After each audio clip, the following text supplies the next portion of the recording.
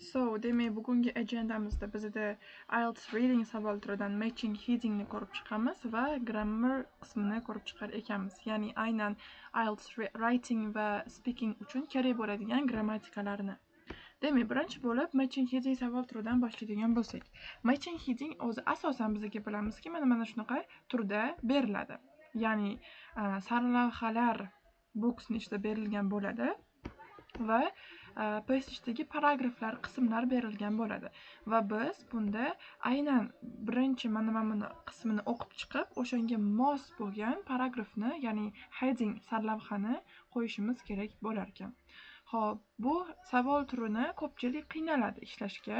Chunki biz bilamizki, har xil turdagi, ya'ni bir xil bo'lgan, bir-biriga ma'nosi yaqin bo'lgan headinglar keladi va shu sababli bu ozgina qiyinchilik tug'dirishi mumkin. Ya'ni paragrafda misol 2 ta, 3 ta yoki maksimum 2 ta keladi o'zi. 2 ta bir-biriga o'xshash heading berilgan bo'ladi va aynan C misol uchun paragraf uchun qaysi biri mos kelishini ko'pchilik chalg'itib yuborishi mumkin. Endi mana shunda profi bo'lish uchun biza nimalar qilishimiz kerakligini ko'rib chiqadigan bo'lsak. Xo'p, birinchi bo'lib har doimgidek savollarda ishlayotganda любой savol turida eng bizga kerak bo'ladigan narsa bu skimming. Ya'ni savolni biz birinchi bo'lib tekstni o'qib chiqishimiz kerak bo'lar ekan. Ya'ni skimmingni biz qanaqa usulda qilamiz? Tezlik bilan o'qib chiqamiz paragrafni. Ya'ni keywordlarini, ya'ni demoqchi bo'lganim asosiy ba'zi bir ma'lum bir so'zlarni qidirish emas, ya'ni scanning emas, balki skimming, ya'ni paragrafni tezlik bilan o'qib chiqib ma'nosini tushunib olish uchun o'qish. Xo'p, endi shunaqa gap bor, aynan matching heading savol turini ishlayotganda bizda birinchi va oxirgi gaplarini o'qisa, javobni topish nisbatan osonroq bo'ladigan narsa bor. Bu narsa qisman to'g'ri va aynan first va last sentencelarni o'qish orqali javoblar ma'lum bir paragraflarda topiladi. Lekin hammasida ham emas. Nimaga? Chunki ba'zi vaqtlarda biza matnni to'liq mazmunini bila olmay qolishimiz mumkin. Aynan faqatgina birinchi va oxirgi gapini o'qish orqali. Va aynan matching headingni ham asosiy key qismi shu. Ko'pchilik misol uchun aytadi, birinchi oxirgisini o'qiganda bo'ldi, paragrafi headingini qo'y deydi. Lekin IELTSchilar ham aynan shunaqa emas, balki o'quvchini to'liq tekstni, academic passageni understandingini tekshirish uchun, uni tushunishini tekshirish uchun ular aynan birinchi oxiriga emas, balki butun ma'noni faqatgina to'liq passageni o'qish orqaligina chiqarib olish mumkinligini bizga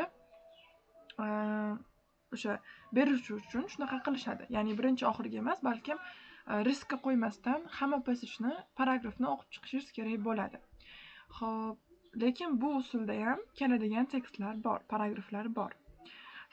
Demak, ikkinchi qiladigan ishimiz bu keywordlarni aniqlaymiz. E'tibor bering, nimaga men birinchi bo'lib keywordlari va undan keyin skimmingni qo'ymadim? Sababi, siz birinchi tekstni, ya'ni misol A paragraf bo'ladimi, u C paragraf bo'ladimi, ana o'shani yaxshilab o'qib chiqishingiz kerak bo'ladi. Ma'nosini tushunib olish, yaxshilab emas, skimming qilib o'qib chiqishingiz kerak bo'ladi, ma'nosini tushunib olish uchun. Va ana undan keyin mana bu yerda berilgan boxni ichida berilgan headinglarga tagiga asosiy so'zlarni chizib olishingiz mumkin bo'ladi. Nimaga? Agarda siz birinchi bo'lib, misol men bu headingni o'qib chiqib, undan keyin buni o'qiydigan bo'lsangiz, chalg'ib ketishingiz mumkin. Ya'ni nima edi, qanaqa edi bo'lib, fikr hayolingiz faqatgina headingni moslashtirishga bo'lib qoladi-da. Ya'ni matnni mazmunini tushunish emas, balki uni moslashtirish, qaysi biri to'g'ri kelardi degan narsani ko'proq miya o'ylab qoladi. O'shaning uchun birinchi bo'lib har doim savol ishlayotganda headingni o'qib chiqasiz va mosini chiqarib tashlaverasiz, qaysi biri to'g'ri kelgan bo'lsa. Ya'ni to'liq fikr attentionni sizda headingni moslashtirish, ya'ni полный heading haqida o'ylash emas, balkim paragrafni tushunishga va uni to'g'ri moslashtirishga harakat qilishingiz kerak bo'lar ekan. Keyingisi, uchinchi qiladigan ishimiz look for and predict synonyms.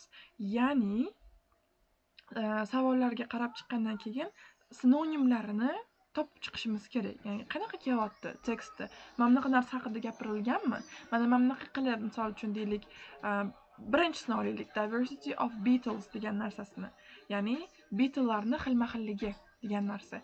Diversity degan so'zlar various, variety, plethora, multiple degan so'zlar ko'proq qaytarilyaptimi tekstning ichida? Agar ha bo'lsa, keyin qolganiga sinonimlariga qaraveramiz. Endi keyingi qilishimiz kerak bo'lgan ish bu any similarities or differences between the headings should be noted.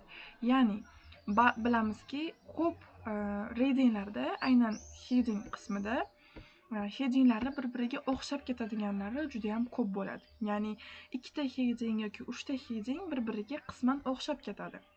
Va o'sha joyda biza har doim e'tibor berishimiz kerak. O'xshash jihatlari nimasi bilan o'xshab ketyapti o'sha ikkita 3 ta heading bir-biriga. Va aynan kichkinagina qanaqadir subtle bo'lgan kichkinagina difference nima? Aynan o'sha difference bilan butun boshli paragrafni biza to'g'ri javobini topa olishimiz mumkin. O'sha joylarini har doim o'qib ketayotgan vaqtida tagiga highlight qilibmi yoki underline qilibmi difference'ni ko'rib chiqishimiz kerak bo'lar ekan. Har doim don't forget about that. Mana shu joyda ko'pchilik o'quvchilarning xatosi emas, qiyinchiligi keladi. Headingni ko'p bo'lganligi uchun birinchi o'qigan headingini mana shu to'g'ri ekan deydi, lekin davomini o'qiganida ozginagina farq bilan boshqa javob chiqib ketishi mumkin. O'shanisiga doimo e'tiborli bo'lishingiz kerak bo'lar ekan. Keyingisi, headings that only include specific details rather than the main idea may mislead you. Ya'ni agarda headingimiz bizaga specific detail qo'shgan bo'lsa, bu sizni chalg'itishi mumkin va bu katta ehtimol bilan heading bo'lmaydi. Ya'ni bu nima degani? Ba'zi headinglarda misol uchun deylik, olaylik, paragrafimiz bizada climate change haqida gap ketayotgan bo'lsa, ya'ni havo o'zgarishi yoki tabiatning o'zgarishi haqida gap ketayotgan bo'lsa-da paragrafda, lekin headingimizda bizda air pollutionga factorylar sababchi bo'ladi degan misol uchun specific detail bilan kelgan bo'lsa, u katta ehtimol bilan u paragrafga o'sha heading to'g'ri kelmaydi. Chunki to'g'ri aytilgan bo'ladi, aynan nima desa bo'ladi, air pollutionga factorylarni sababchiligi bor paragrafda, u gap yo'q emas. Lekin e'tibor bering, heading o'z nomi bilan heading. Ya'ni siz butun paragrafni ma'nosiga bitta sarlavha qo'yishingiz kerak.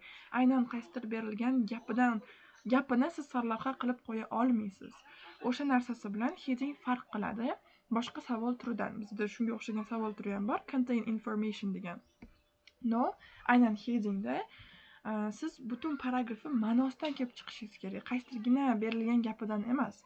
Va shunaqa headinglar ham IELTSchilar o'sha reading tuzayotganlar sizni chalg'itish uchun, mana berilgan-ku bu narsa degan narsa savolni o'zingizga berishingiz uchun mana shunaqa specific detaillik heading ham berib qo'yar ekan. Keyingisi, some headings have the same words that are in a paragraph but don't match. Ya'ni ba'zi headinglarda bir xil so'z bor, lekin paragrafga unaqa to'g'ri kelmaydi. Ya'ni qanaqa ma'noda to'g'ri kelmaydi? Xuddi mana bu yerda aytganimiz kabi. U butun paragraf ma'nosi bo'lmaydi-da, qaysidir gapning ma'nosi bo'lishi mumkin. Ana o'sha holatda siz u headingni tanlab qo'ya olmas ekansiz. So, endi bitta practice qilib oladigan bo'lsak,